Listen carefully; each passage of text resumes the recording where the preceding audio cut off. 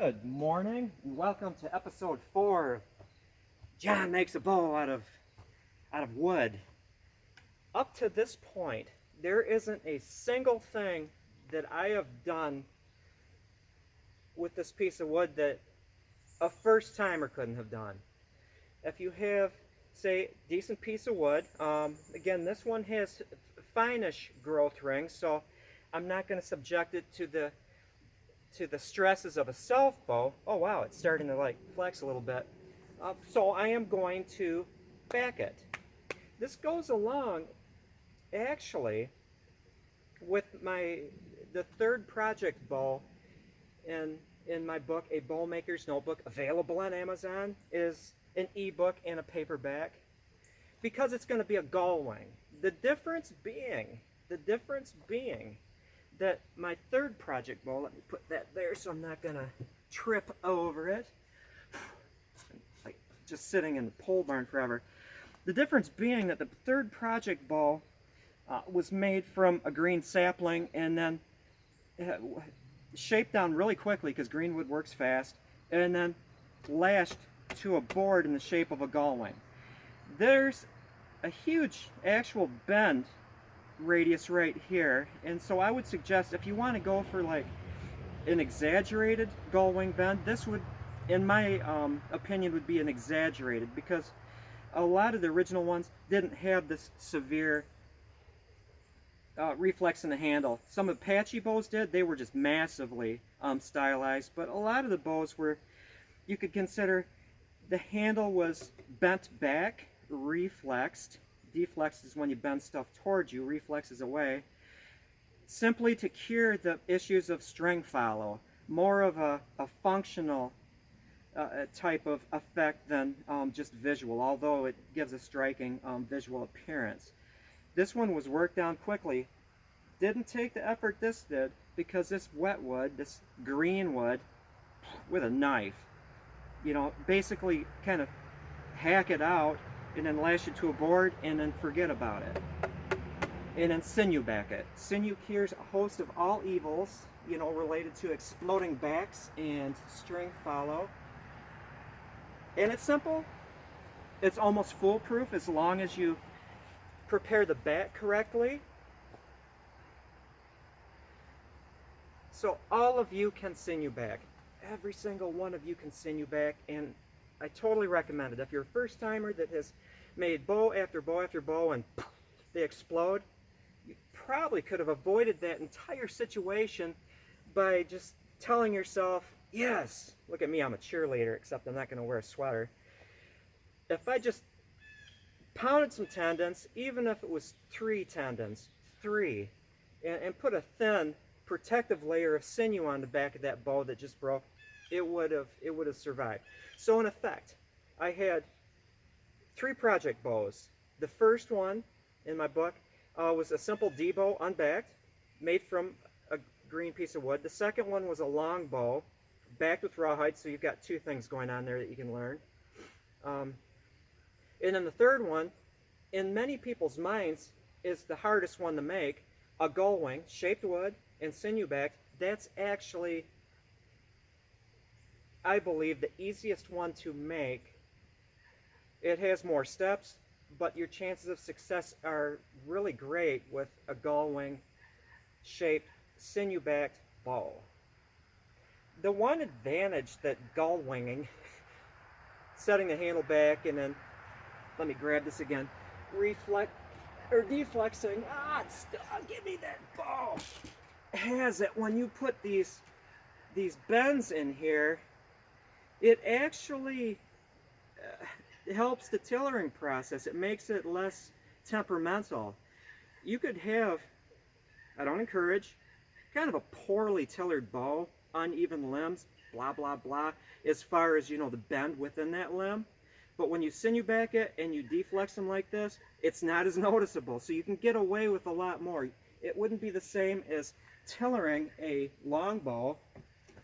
You almost, I have to watch myself how I say this, you almost don't have to do careful tillering when you do one of these things.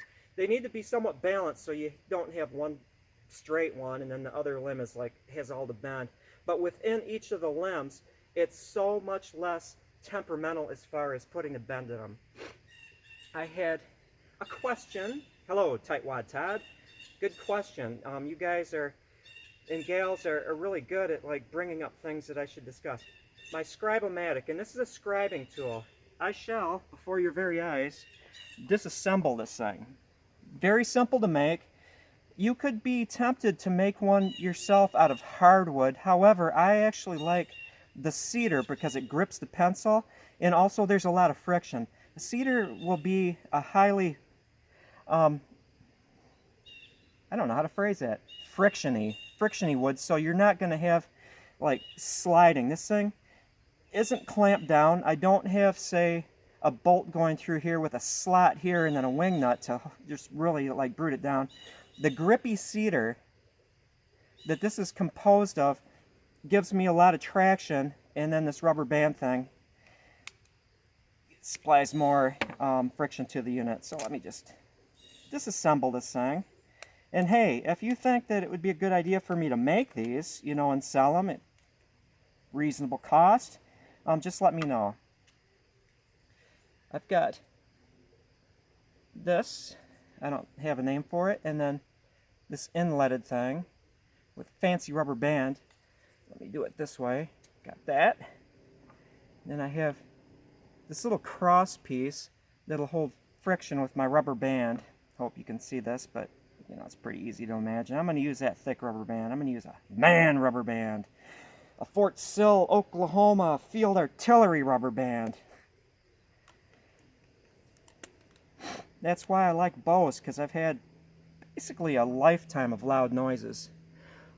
And then the slot, which actually holds, you know, the pencil somewhat, but with the power of rubber bands, put that around there.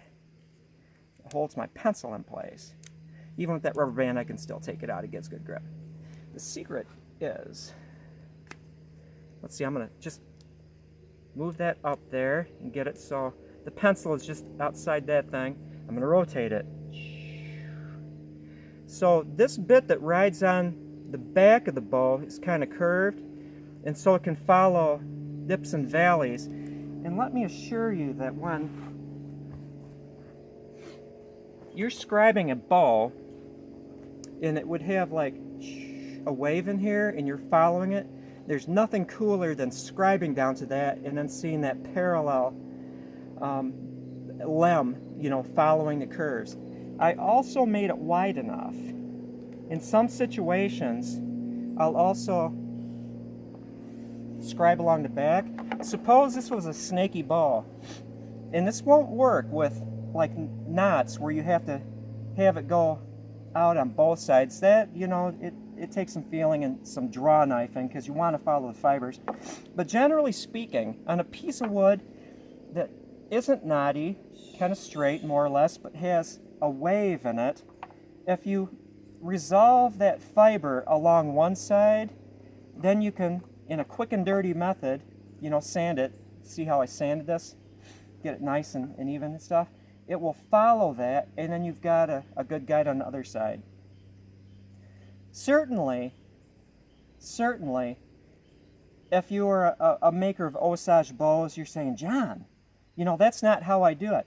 What I want to do here is just give first-timers and people with burgeoning experience levels, I want to provide a way of making a bow in a sure fashion, giving you the greatest possible chance of success. And so, yes, if I was to just sit down and do this, you know, I might do things a little differently. I might take some shortcuts according to using draw knife and visualizing stuff and marking things, but this is just a serving suggestion.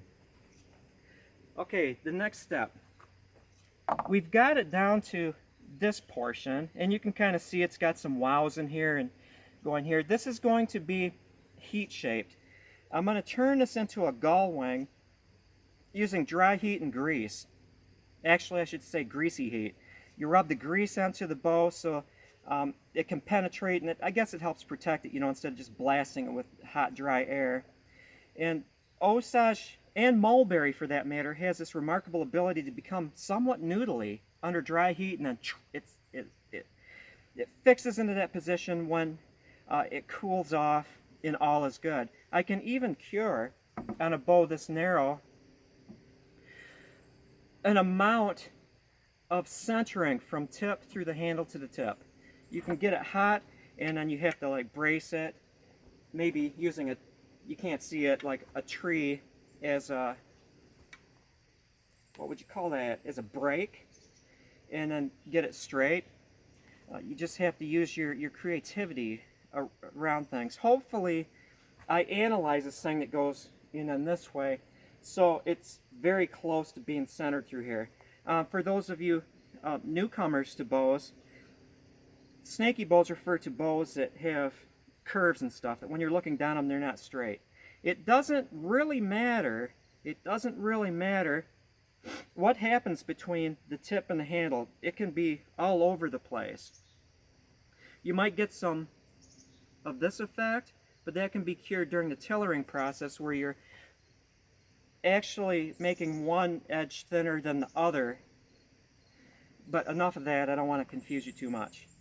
So I have, at this point, roughed out. It's going to be narrower than this. This is still pretty wide for a 50-inch Osage bow, in which I want to have a draw weight less than like 80 pounds.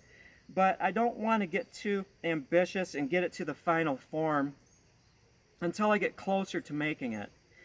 And by that I mean, at each stage, the first stage was like getting down to a growth ring in the heartwood, and then marking the sides, and then rough trimming, and then rough trimming, and then cleaning those original pencil lines off the back, then refining them more, and then rough trimming and rough trimming.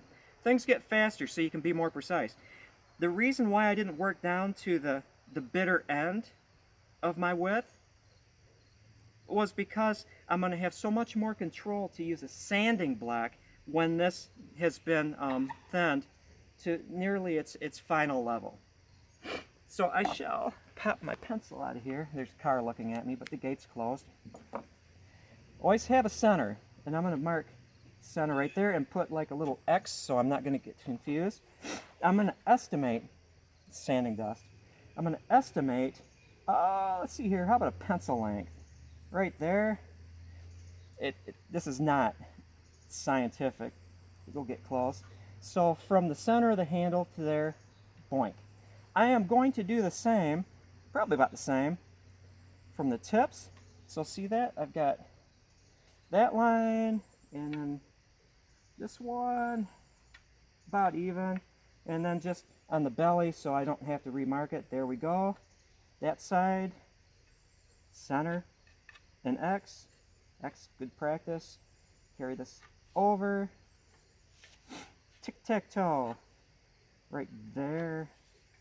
And again, I don't need to be super duper precise. And so I now have some reference lines. I've got my center, got out from the handle, and then from the tip. And so I don't have like a measuring tool with me. But what I am going to do is now scribe. You're safe if you're within like a half an inch. Let's see, I can always measure it later, but I think I'm good. Okay, all the way. I'll try to keep a lid on the sound effects.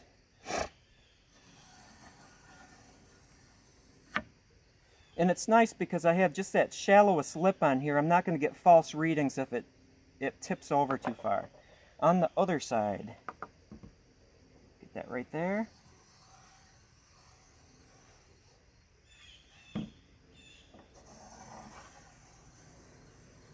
I would definitely encourage you to make one of these or buy one for me, because it makes things so much sure. Okay, now I'm going to make it a little wider.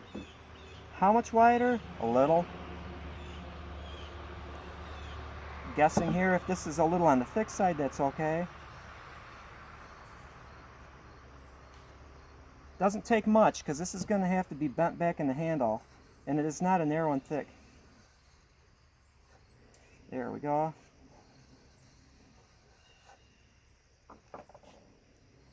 That line is pretty clumsy. It's not as sharp and distinct as this, so I am going to sand that off and redo it. I want to make sure that my lines are straight. Now on the tips, not a lot going on at the tips. They can be a little narrower, thinner, I should say. Boink. Yeah, I definitely need to. I'm going to do this to the tips. I'm going to tip this because it's at the bitter end, but I'll just maintain that same angle. Go in there. I'm making the tips a little thinner. A little thinner. Maybe I can work with that without resanding it. I know where it is. A little thinner. I can also follow the growth ring pattern. So if my lines deviate a little bit, and you can see this, if those deviate a little bit, I'm going to be using my growth rings like a topographic map. So on this next step, when I'm grinding down, this is a little on the thin side, so I'm going to save some meat on the other side of the line. You're not bound. This is not a CNC machine. So you can just keep an even thing. I'm going to do the same grinding thing with my rasp. Go down to here. Because I have a thicker one here, the thicker section, what I'm going to do is I'm going to leave meat on the outside of the line at the center handle, and then go in, hit the line right here, and then start grading it down. And in conjunction with that, using the V's of the growth rings is my pattern. Keeping the tips of the V's centered, making sure that I've got the same number of growth rings on either side, you know, at each point, and leaving, when I flatten it, a little bevel on both sides, because at this point, if I try to flatten it right to the line where I stopped, doing, you know, the flattening portion of it, I'm going to get tear off on that edge. So I am going to leave bevel on both sides. I'm going to be conservative and then scrape it down using my draw knife as a scraper. I also have another scraping tool, and sanding block, 80 grit, you know, to carefully work it so I've got a jump in the growth ring. These I'm just guessing at, but I want to see a jump in the growth ring, then a wider jump, and then start tightening them up to the center of the handle. If I do that evenly, I mean, I could actually measure boink, boink, boink, boink, boink, boink on both sides. This thing would be tillered. You know, working precisely to here, having the same jump in the growth rings, the same width, this thing would be a tillered bow. And then I'm going into the process of narrowing it and then thinning it very carefully at this point, because when I hit this a little, about a ½ inch right here, middle M, a little greater here, a little less here, this thing is basically a tillered bow. It'll be at a higher weight than I'm shooting for. When it gets to the point of thinness on this, then I can heat bend it. I want to heat bend it, see a bow. I'm not necessarily going to, at that first heat bending episode, turn it into a gull wing. I'll probably just straighten it out, resolve the straightness throughout the bow, and then final tiller it like that. Not final, I do that after I sinew back it, but get it to the point where I want it, then set the handle back, get a little bit of deflex in the limbs, then on the sinew backing. The final, ultimate final tillering doesn't take place until after the sinew is cured. Take months. However, there are ways to speed it up. Maybe I shall discuss some, as long as you promise that you're not going to do it on your first bow, because there is some risk involved. And that is that. If you have any questions about this thing, or else, you know, honestly, if you think it would be a good idea for me to make these and turn them out into the world, let me know. Please let me know, because I could certainly do that. It would be a fun diversion. Thank you for watching. have a great day. And in return for me doing these videos, all I ask is that you give, if you haven't done so as of yet, give it a shot making bows. Give it a shot. You know, a lot of steps here, but this one, if you can find a sapling, you know, and get a hold of 3 or 4 tendons, and I'm just talking of the thinnest of layer just to keep it exploding. It's not going to be like the most fantastic bow in the world, but it can be a good bow. Strip it down green, easy to work, block it up, forget about it a while, you know, gives you a chance to prepare some tendons. Do not be afraid of doing a flawless, smooth, fiberglassy looking job, because that's not what it's about. Make a bows. Make bows. Time to finish my bad cup of coffee. You know, I'm so tempted to tell you a really funny Fort Sill story that happened over 4th of July weekend, but I'm not. I can't. I'm gonna have to save that one.